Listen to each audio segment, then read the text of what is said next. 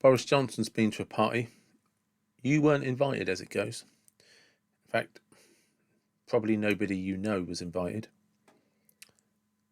And here's why Boris Johnson should resign, but I also think he shouldn't. Welcome back to the David Watson opinion. So, it's all come out. Boris Johnson was invited to a party when the rest of the country was in lockdown. God, I hate politicians, and that's a strong word, hate, and I don't like to use it. But, politicians, for crying out loud. Keir Starmer's tried to defend his position. Well, it was a works party. It was a works do. The thing is, right, the rest of the country was locked down. The rest of the country, by and large, were obeying the rules. As a consequence of everybody obeying those rules, let's get the first bit out of the way. People who didn't got arrested, fined and prosecuted. Well done, the police. Thank you for that, because you turned a blind eye to the politicians. Thank you very much. So that's the police who just screwed everybody over in public interest, because it's the law. But it's only the law if you're not a politician or a member of one of the leading parties or a member of the government.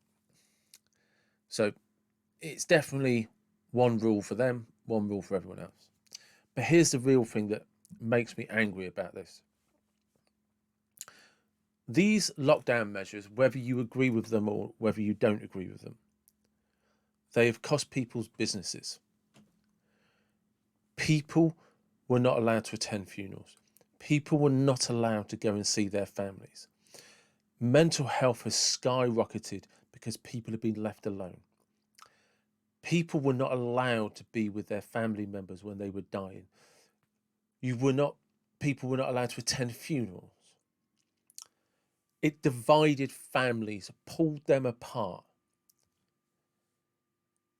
and has literally destroyed homes up and down the country. It has destroyed businesses up and down the country.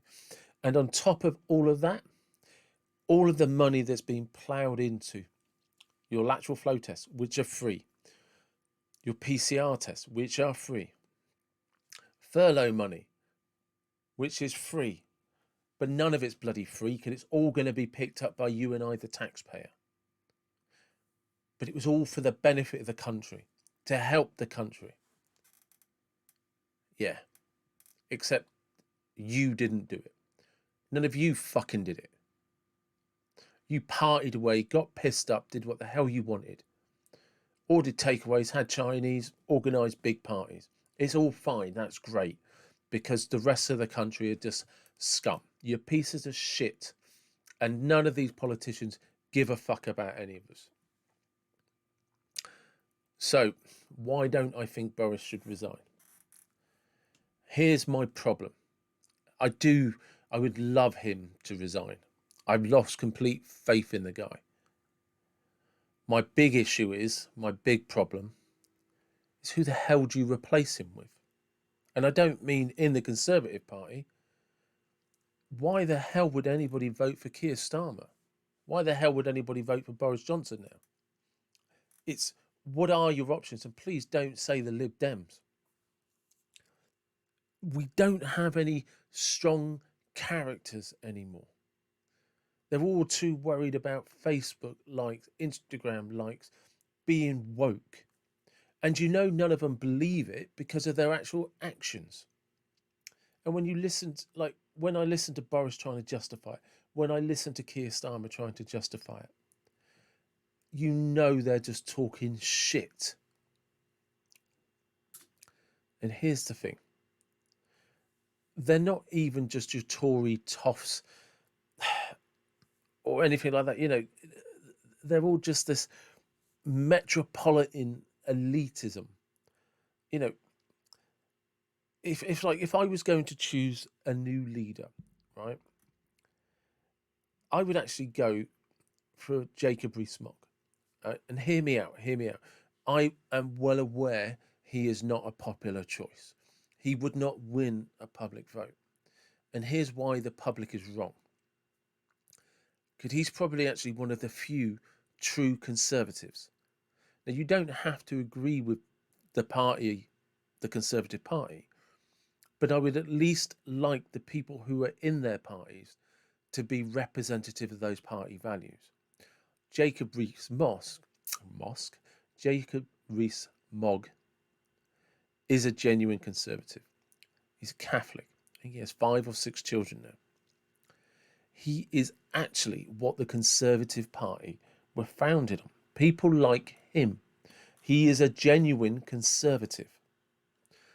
The rest of them are just that horrible London metropolitan chancers. They're no more conservative than they are Labour. They're just in it for themselves. I'm not saying Jacob Rees-Mogg wouldn't be in it for himself, but he would be a conservative. He is and only is a conservative. And when I look back at like all of the previous people, I mean, what the hell was David Cameron? David Cameron was just a poor imitation of Tony Blair.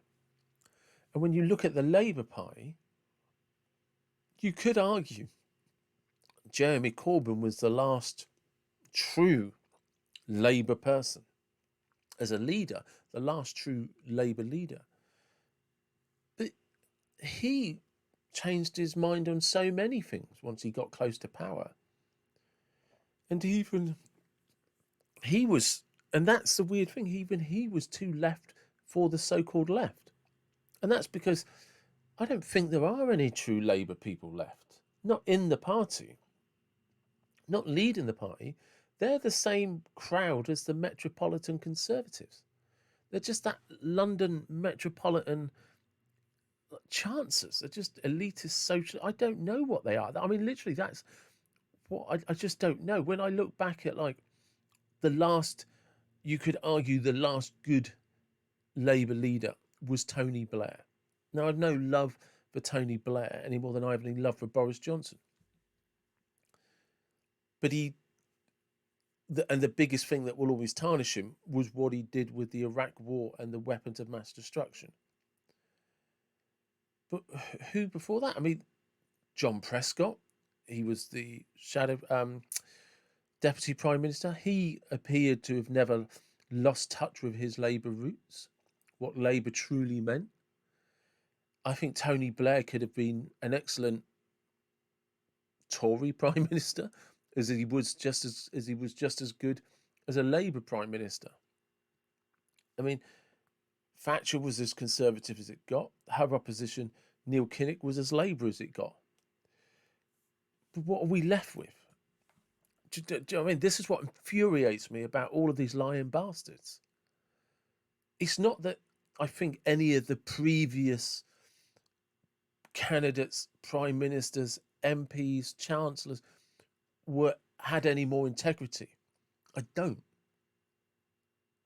But at least I knew they were genuinely either a conservative or genuinely they were a Labour person. I knew what their supposed values were and where they came from. Whereas now, if you look at all of the candidates on both sides, all of the leaders, you could have a conversation for an hour with any of them and you wouldn't know whether they were really Conservative or really Labour or really Lib Dem. You wouldn't know. There's no distinguishing differences between them. And that's the only reason why I don't think we can get rid of Boris Johnson. Because at least with Jeremy Corbyn, who's no longer the leader, obviously you've got Keir Starmer, but at least if he got into power, at least when he was the Labour leader, to a degree, I knew who he was. I knew what he stood for. When I look across the room and it's Jacob Rees-Mogg, I know who he is. I know what he actually stands for. Do you really know what Boris Johnson stands for? Do you really know what Keir Starmer stands for? Do you really know who they are? Because you could flip either of them and put them in a different tie and they would talk the same shit and tell you the same lies. So, yes, yes, I genuinely do think that Boris is scum, and I can believe that they've done that, but I don't want it to be true. While the rest of the country did what they were supposed to do. All of those leaders knew what was going on. And you damn well know Keir Starmer knew about that party at number 10. And he bloody well had one himself. So none of them come out of this clean and unscathed. And that's the problem. I think Boris Johnson should resign. But who do you replace him with? Who? And why are they going to be any better? Is there really any true Conservatives left? Is there really any true Labour people left? I don't think there is. And I think all you have now are people squabbling over power, which is what politics has always been about. It's always been about two sides squabbling over power. Well, three sides if you include the Lib Dems, but three sides squabbling over power. But at least once upon a time, you actually knew what they stood for, what they were about. Whereas now, like I said, all they do now is just opposition to the other side, regardless. And that's the problem. You're just taking a snake in the grass and thinking the grass is greener on the other side. And that when you went and sit on that lawn, it's just more snakes in the grass. And that's what you've got.